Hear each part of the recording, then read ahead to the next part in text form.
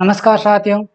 आज हम अजमेर जयपुर जोधपुर विद्युत वितरण निगम लिमिटेड द्वारा 23 अगस्त 2018 को तृतीय पारी में जो तकनीकी सहायक भर्ती परीक्षा का पेपर आयोजित किया था वो हल करेंगे। इनमें कुछ प्रश्न पहले वीडियो में हल कर लिए, शेष प्रश्न हम आज हल करेंगे। तो आज का अपना प्रश्न है, यदि 20 डिग्री सेंटीग्रेड पर तांबा की प्रतिरोधकता 1.72 इंटू 10 की घात -8 ओम मीटर है तो 2.5 वर्ग mm तांबे के तार के 100 मीटर रोल पर कुल डीसी प्रतिरोध क्या होगा। यानी एक 100 मीटर लंबा तांबे का तार है, इसका प्रतिरोध पूछा है, जबकि इसका विशिष्ट प्रतिरोध और कटाव क्षेत्रफल दे रखा है। अब देखो क्या दे रखा है इसमें कि 20 डिग्री सेंटीग्रेड पर तांबे की प्रतिरोधकता यानी जो विशिष्ट प्रतिरोध है रो बराबर 1.72 इंटू 10 की घात -8 ओम मीटर है, -8 ओम मीटर है। तो 2.5 वर्ग mm वाले यानी कटाव क्षेत्रफल A बराबर हो गया 2.5 mm स्क्वायर, और इसमें दे रखा लंबाई भी मीटर में दे रखी है और ये भी ओम मीटर में दे रखा है, तो इसको मीटर में बदलना पड़ेगा। कटाव क्षेत्रफल 2.5 mm स्क्वायर है, इसको वर्ग mm को वर्ग मीटर में बदलेंगे तो क्या हो जाएगा, यानी 1.1 mm स्क्वायर बराबर होता है 1 इंटू 10 की घात -6 मीटर स्क्वायर। तो 2.5 का कितना हो जाएगा, 2.5 इंटू 10 की घात -6 मीटर स्क्वायर। ये हो गया इसका कटाव क्षेत्रफल। आगे क्या दे रखा है, तांबे के तार की लंबाई 100 मीटर है, यानी L बराबर क्या होगी इसकी 100 मीटर। तो इसका डीसी प्रतिरोध यानी R बराबर क्या होगा, R ज्ञात करना है। तो देखो, किसी चालक का प्रतिरोध नियम के अनुसार चालक का प्रतिरोध लंबाई के समानुपाती होता है, कटाव क्षेत्रफल के विलोमानुपाती होता है और विशिष्ट प्रतिरोध या धातु की किस्म पर भी निर्भर करता है। तो इस प्रतिरोध के नियम से क्या सूत्र बन रहा है कि R बराबर L इंटू रो बट्टा एरिया। इस सूत्र से हल हो जाएगा। देखो L क्या दे रखा है 100 मीटर, तो 100 इंटू विशिष्ट प्रतिरोध रो क्या दे रखा है 1.72 इंटू 10 की घात -8 बट्टा ए कटाव क्षेत्रफल क्या दे रखा है 2.5 इंटू 10 की घात -6। अब देखो 10 की घात -6 ये -8 तो कितना रह जाएगा ऊपर, देखो 100 इंटू 1.72 इंटू 10 की घात -2, क्योंकि 6 से कट जाएगी 6 तो बस शेष रहेगी 2 बट्टा 2.5।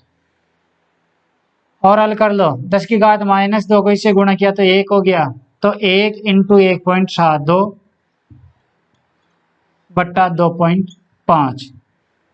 तो 1.72 में 2.5 का भाग लगाओ, क्या आ रहा है 1.72 भाग 2.5 कितना आ रहा है 0.688 ओम। तो राइट आंसर क्या हो जाएगा, इस प्रतिरोध का मान क्या हो जाएगा 0.688 ओम। तो देखो किस में है, बी ऑप्शन में देखो 0.688 ओम। तो राइट आंसर क्या हो जाएगा बी 0.688 ओम। अगला क्वेश्चन है, किस वायरिंग में 3 लैंप चलाने के लिए केवल 3 टू वे स्विच की आवश्यकता होती है। देखो 3 लैंपों को प्रचलित करने के लिए 3 टू वे स्विचों की आवश्यकता होती है।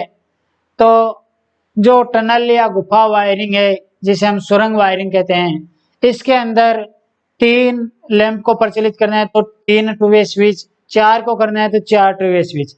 इसके अलावा गोडाउन वायरिंग के अंदर भी हम एक काम में ले सकते हैं। गोडाउन वायरिंग में यदि 3 लैंपों को प्रचलित करना है तो वैसे देखा जाए तो क्या होता है कि 2 टू वे और 1 वन वे है तो काम चल जाएगा, जबकि इसमें यदि वन वे की जगह टू वे लगा दे तो कोई फर्क नहीं पड़ेगा, सेम ही काम करेगा।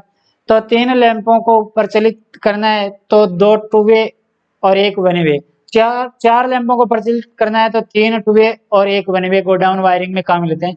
जबकि हो सकता है वहां पे हम 4 टू वे भी काम ले, 4 लैंपों को प्रचलित करना है तो 3 लैंपों को प्रचलित करना है तो 3 टू वे भी हम काम में ले सकते हैं। तो इसका फिर राइट आंसर क्या हो जाएगा, गो डाउन वायरिंग। और यदि इसमें सुरंग वायरिंग का दिया होता है तो प्राथमिकता उसको देते, क्योंकि सुरंग वायरिंग में केवल टू वे ही काम में लेते हैं, वन वे काम में नहीं लेते हैं। तो इन ऑप्शनों को देखें तो इसमें फिर गो डाउन वायरिंग ही सही होगा। अगला क्वेश्चन है, चुंबकीय अतिभार रिले से तुलना करने पर थर्मल अतिभार रिले होते हैं, यानी जो चुंबकीय अतिभार रिले होते हैं वो थर्मल अतिभार रिले की अपेक्षा, चुंबकीय अतिभार रिले से तुलना, अच्छा चुंबकीय अतिभार रिले से तुलना करने पर थर्मल अतिभार रिले, यानी जो थर्मल रिले है वो चुंबकीय रिले की अपेक्षा तीव्र होते हैं या मंद होते हैं, तो मंद होते हैं। यानी थर्मल रिले वो मंद प्रचलन, मंद यानी slow operating slow releasing relay कहते हैं उसे हम, यानी मंद प्रचलित होता है और मंद वापिस रिलीजिंग होता है। तो थर्मल रिले होता है वो धीरे धीरे तो प्रचलित होता है और धीरे धीरे वापिस पूर्व अवस्था में आता है, तो ये मंद रिले होता है।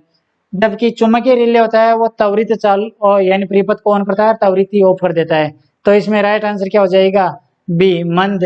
और यानी चुंबकीय अतिभार रिले की अपेक्षा थर्मल अतिभार रिले होता है वो मंद होता है।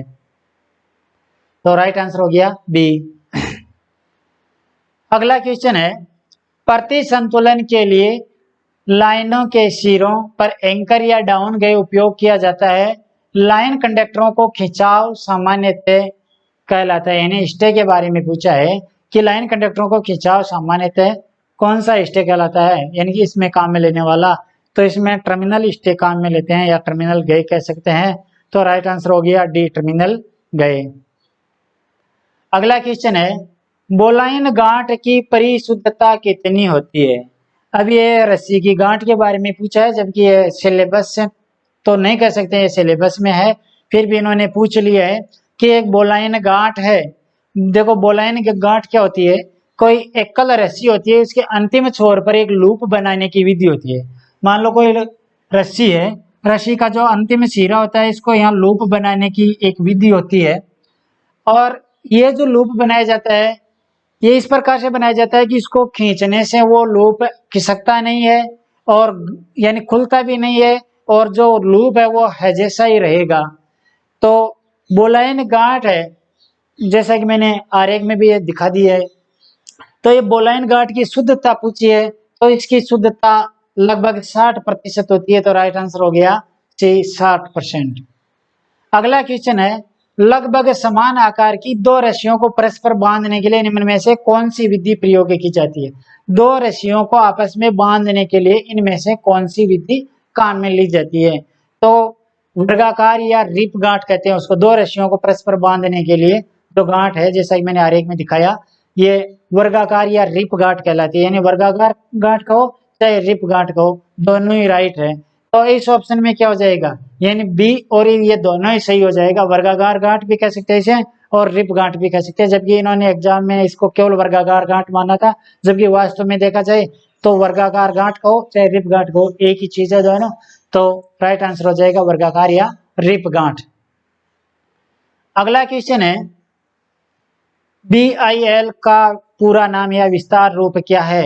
BIL का पूरा नाम क्या होता है, बेसिक इंसुलेशन लेवल। तो BIL का पूरा नाम हो गया बेसिक इंसुलेशन लेवल, यानी किसमें, सी ऑप्शन में। तो राइट आंसर हो गया सी।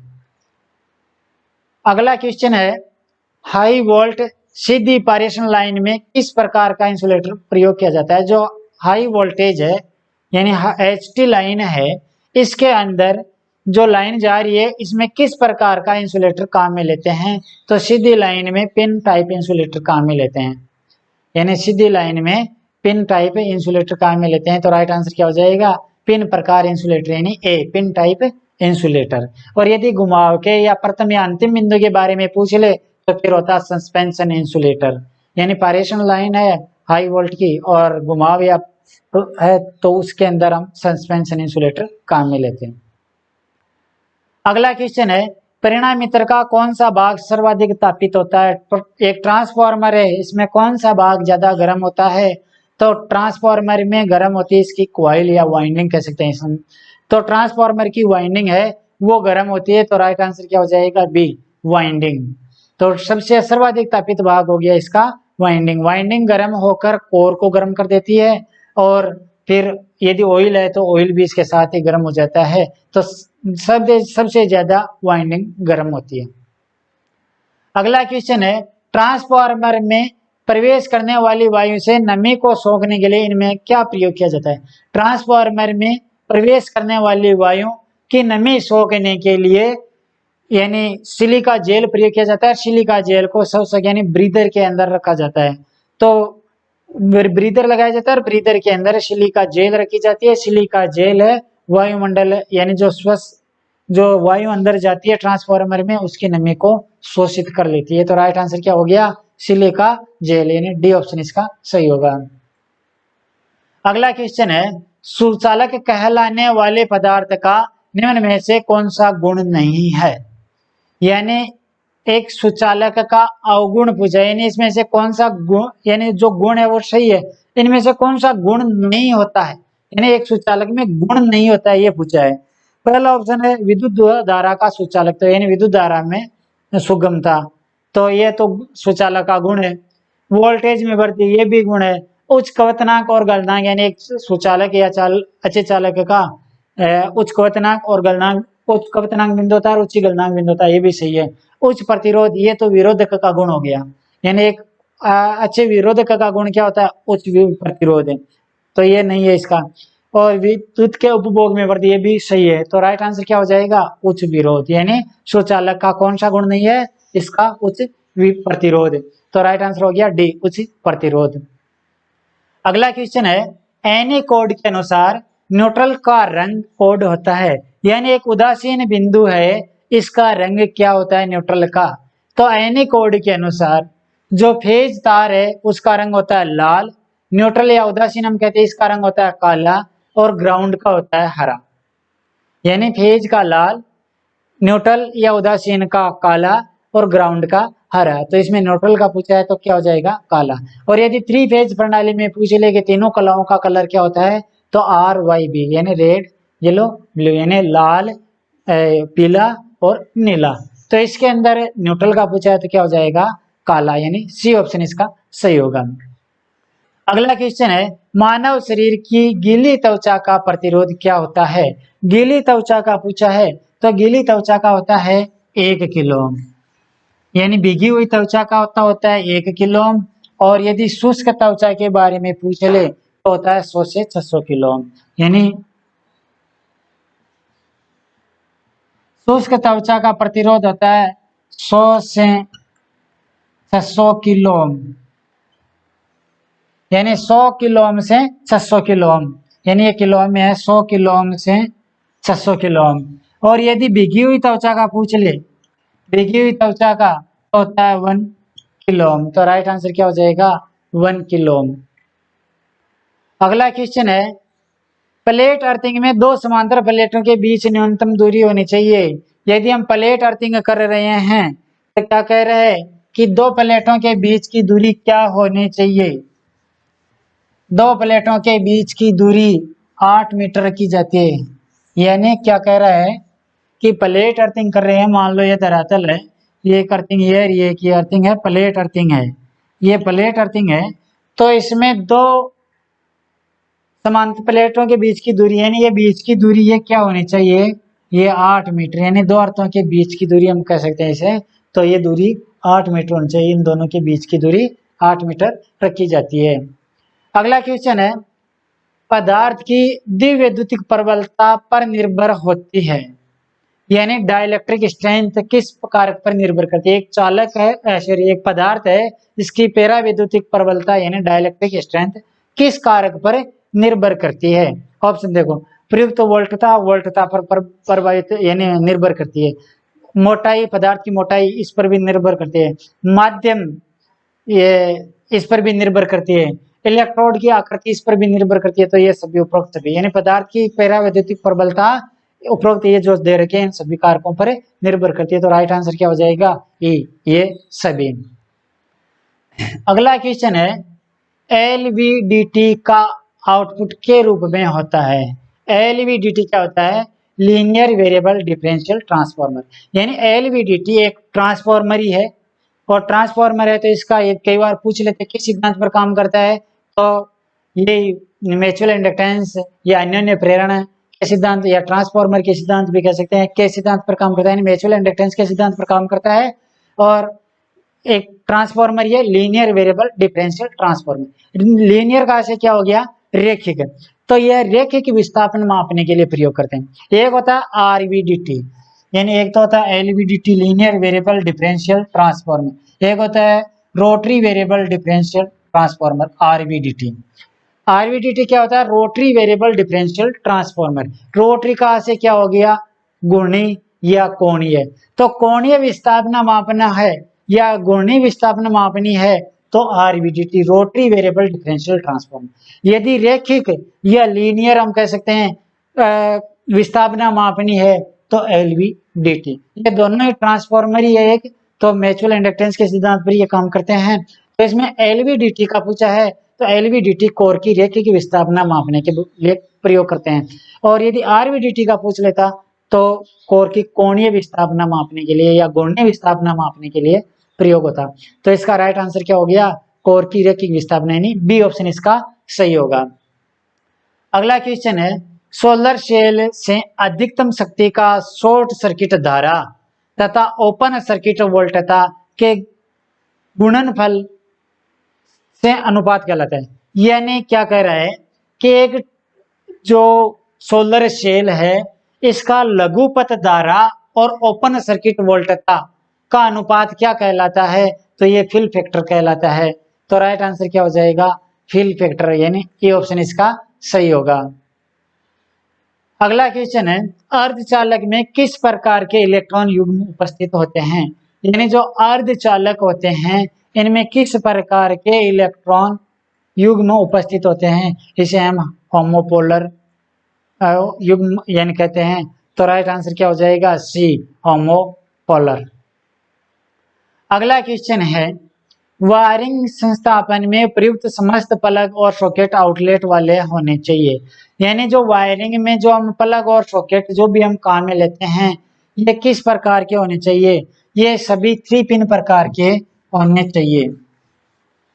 यानी जो वायरिंग में हम काम में लेते हैं ये सब 3 पिन प्रकार के होने चाहिए। इस प्रकार मान लो जो भी सॉकेटर है ये 3 पिन प्रकार के होने चाहिए। एक ऊपर मोटा जो अर्थ, ये एल और ये ई, सॉरी एन, ये हो गया अर्थ बिंदु, ये हो गया एल लाइन, और ये हो गया न्यूट्रल या उदासीन। तो हमेशा जो 3 पे जो प्लग और सॉकेट काम लेते हैं वो 3 पिन प्रकार के होने चाहिए ताकि इसको हम ग्राउंड कर सकें। तो 3 पिन प्रकार के होने चाहिए। तो राइट आंसर क्या हो गया? बी, 3 पिन प्रकार। अगला क्वेश्चन है, 5 एम्पियर के एक सर्किट के लिए सही टिन व तांबे के तार का आकार है। यानी 5 एम्पियर सर्किट के लिए टिन और ताम्र तार का आकार पूछा है तो क्या होगा? देखो ऑप्शन देख लो पहले तो क्या क्या दे रखे है इसमें। एक तो दे रखा है 35, 36, 37, 38, 39 सभी दे रखे हैं, यानी 35 SWG। एक दे रखा है 36 SWG, एक दे रखा है 37 SWG, 38 SWG और 39 SWG।